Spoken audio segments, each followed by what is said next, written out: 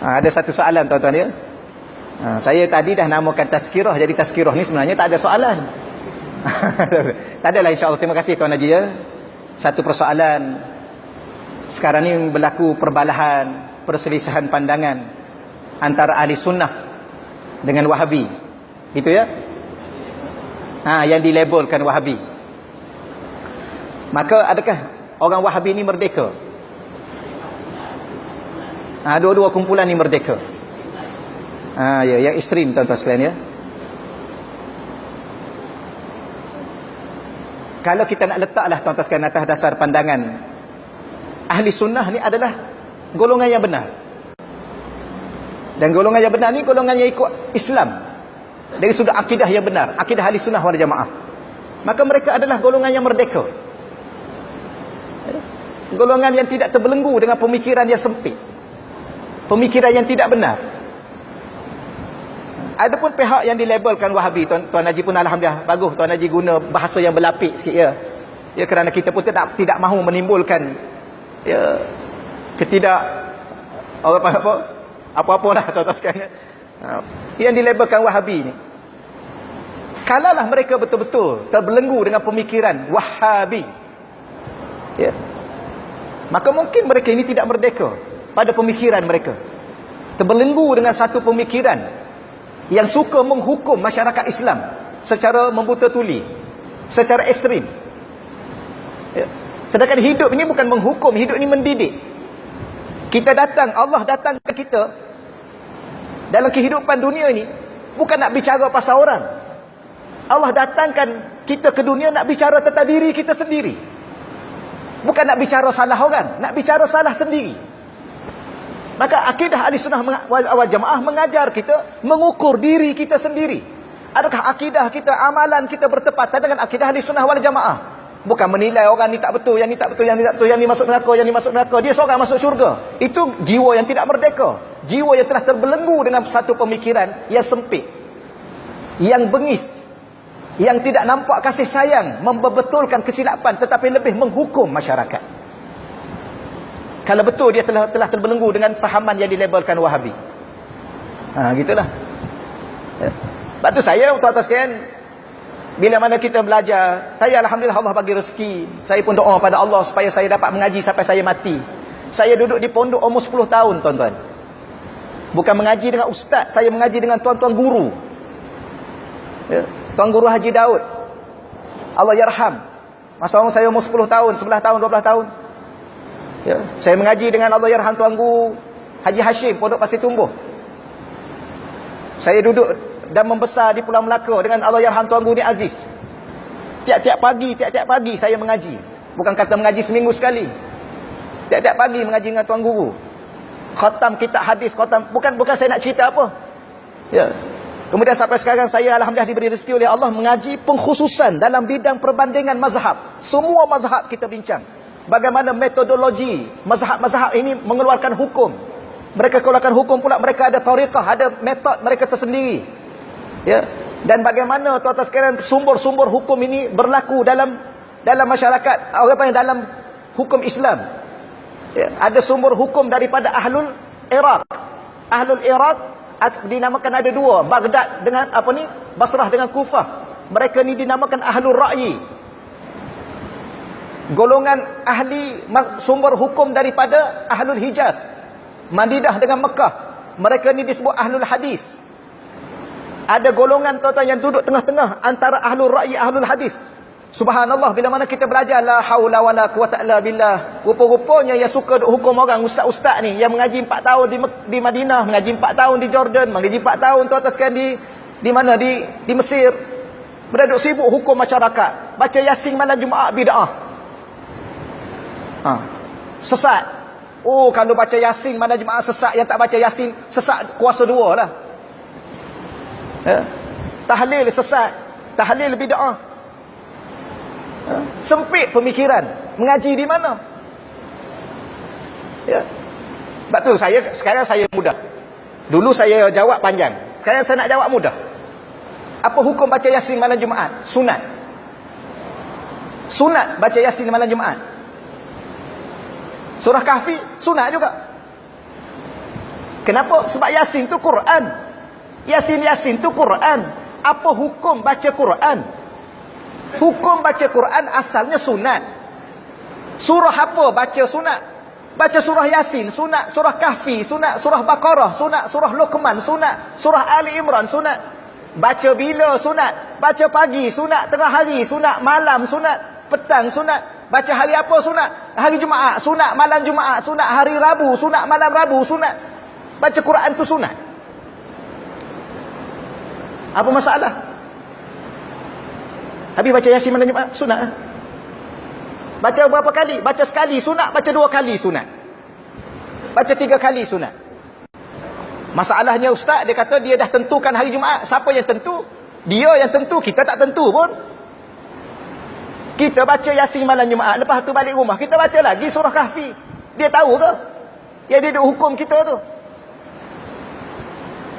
Sempit pemikiran tuan-tuan. Kerjanya ialah nak humpan masyarakat awam dalam neraka. Tu yang kerja dia.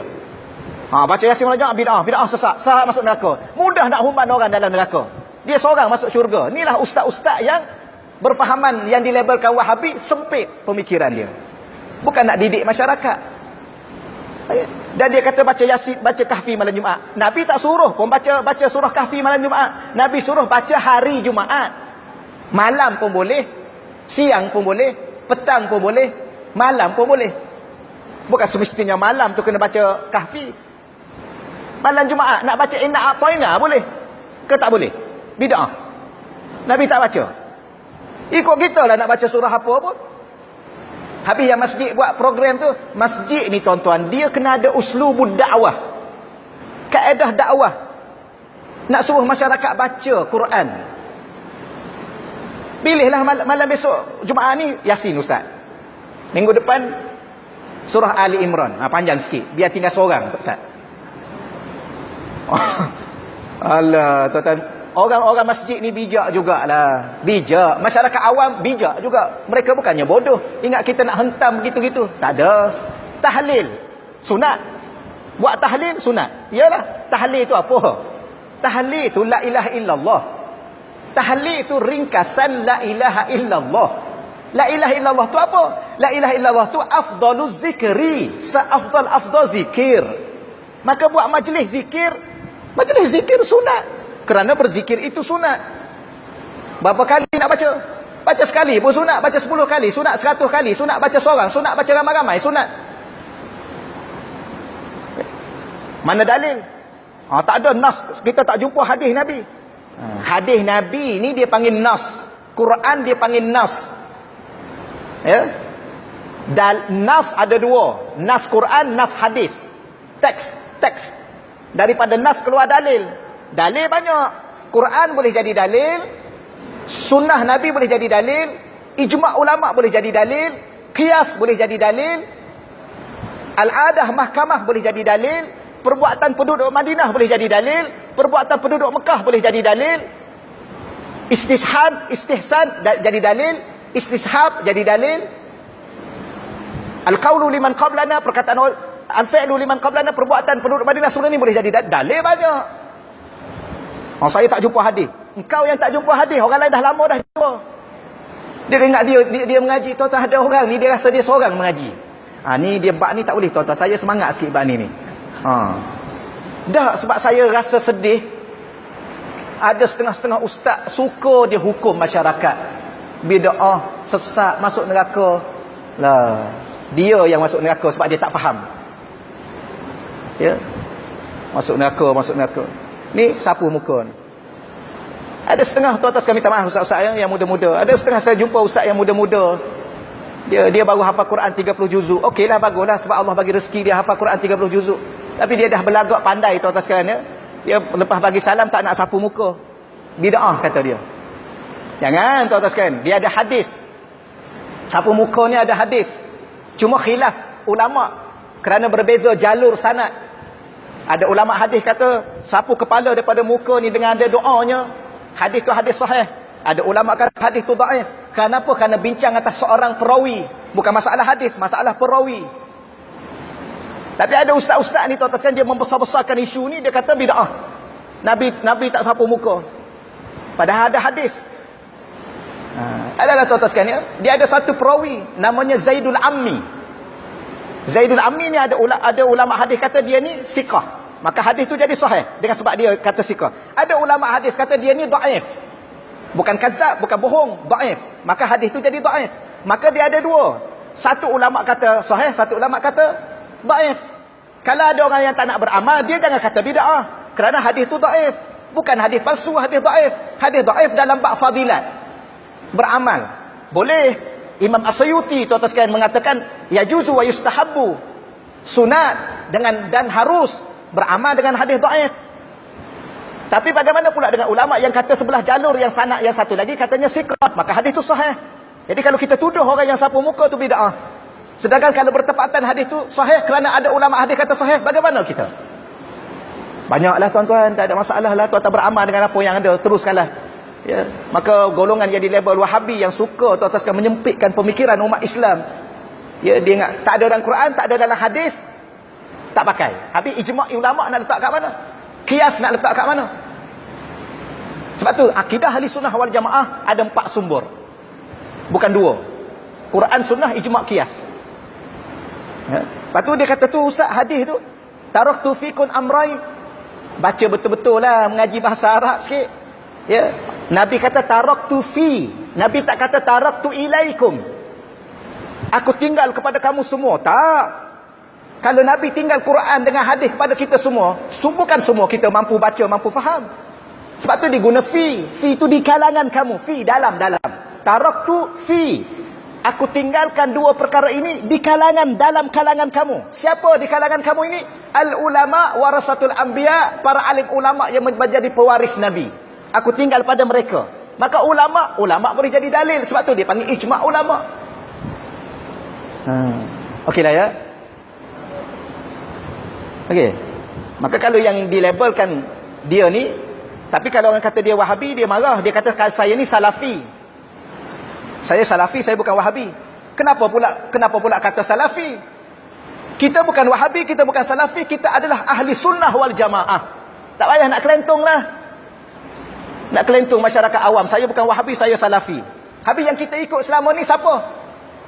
Imam Malik, Imam Hanafi, Imam Malik, Imam Syafi'i, Imam Ahmad Ibn Hanbal, semua ni salaf, ni semua ni ulama salaf. Maka kita ikut ni salafi. Salaf, bukan salafi salah.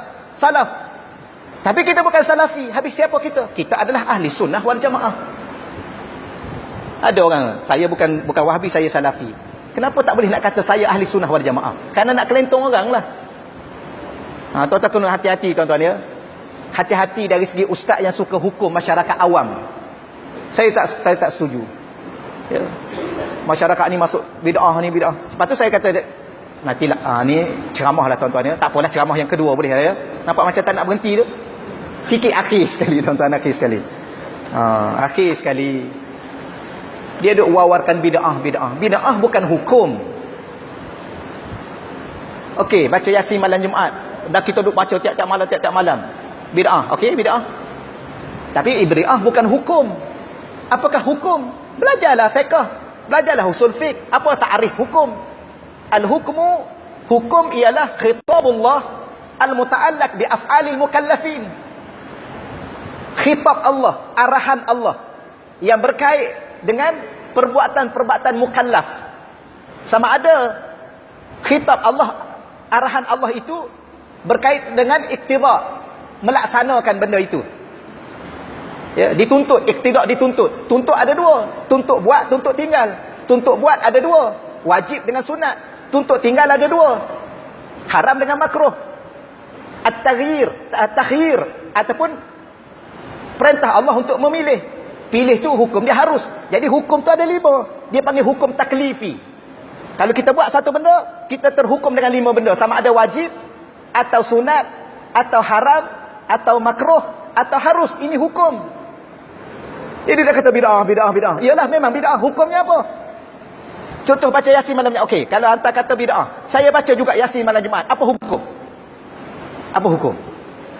Saya nak baca juga. Apa hukum? Masyarakat kita baca juga. Apa hukum? Dia kata hukumnya bid'ah lah. Bid'ah tu amalan, bukan hukum. Okey, amalan tu apa? Amalan tu haram. Mana dalil haram? Quran kata haram, hadis kata haram, mana? Dia pun tak boleh, tuan-tuan sekalian. Bid'ah bukan hukum. Bid'ah tu adalah amalan. Amalan kena ada hukum. Apakah amalan tu wajib? Adakah amalan tu sunat? Adakah amalan tu haram? Dia kelentung masyarakat, tuan-tuan sekalian. Yang ni yang kata pemikiran dia tak merdeka, terbelenggu dengan kesempitan pemikiran dia sendiri. Dia rasa dia alim, tapi dia rasa dia tidak, tuan-tuan sekalian. Sebenarnya kita tak ada seorang pun yang alim. Alimkah kita? Tak alim kita, tuan-tuan. Sebab itulah ulama makin tinggi ilmu dia, makin rendah diri dia. Apabila dia rendah diri, dia rasa dia seorang tak selamat, dia masuk neraka, yang orang lain semua masuk syurga. Tiba-tiba ada orang ni, dia rasa dia alim, dia seorang masuk syurga, yang lain semua masuk neraka. Ni bukan ni, tuan-tuan. Ni bukan ni. Tuan-tuan jangan ikut ustaz-ustaz yang macam ni. Kemudian kullu bid'ah. Kullu bid'ah. Mengajilah bahasa Arab. Kullu dalam bahasa Arab tidak makna semua. Ada waktu dengan makna kulli, ada waktu kullu bermakna juz'i, ada waktu kullu bermakna jami', ada waktu kullu bermakna majmu'. Banyaklah, tuan-tuan. Okeylah ya, okeylah tu ya. Ke nak tanya lagi soalan? Saya sengaja jawab panjang supaya tak ada lagi soalan. Tak apalah, setakat tu dahululah, tuan-tuan sekalian. Jadi lebih jugalah masa, minta maaf lah, tuan-tuan ya. Tapi tuan-tuan, jangan terlibat dengan pemikiran-pemikiran sempit yang suka menghukum masyarakat. Masyarakat tidak perlu dihukum, masyarakat perlu ditarbiyah, dididik. Didik masyarakat, tuan-tuan, supaya kita yang alim, kala-kala lah kita alim, tak ada alim pun. Allah kata, wa ma utitu minal ilmi illa qalila. Tidak aku bagi ilmu pada kamu yang kamu rasa kamu ilmu, kamu profesor, kamu doktor, kamu ustaz, kamu alim, kamu alamah. Tidak aku bagi ilmu pada kamu, sikit aja ilmu kamu. Kamu rasa banyak. Dengan sebab banyak itulah kamu suka hukum orang ni. Tak, sikit aja ilmu kamu. Hatta diri kamu pun kamu tak tahu ke mana kamu nak mati. Bila kamu nak mati. Kamu duk sibuk hukum orang masuk neraka, masuk syurga. Itulah, tuan-tuan. Okeylah ya. Kita tak nak berhenti.